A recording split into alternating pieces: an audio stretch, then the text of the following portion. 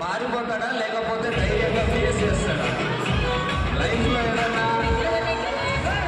ఎవరైనా మనకి ఫ్రెండ్ అనుకున్న వాళ్ళు మోసం చేసినప్పుడు అట్లాంటి సిచ్యువేషన్ వచ్చినప్పుడు ధైర్యంగా తట్టుకుంటాడా లేకపోతే డిప్రెషన్ అట్లాంటిది ఏమైనా తెచ్చుకుంటాడా?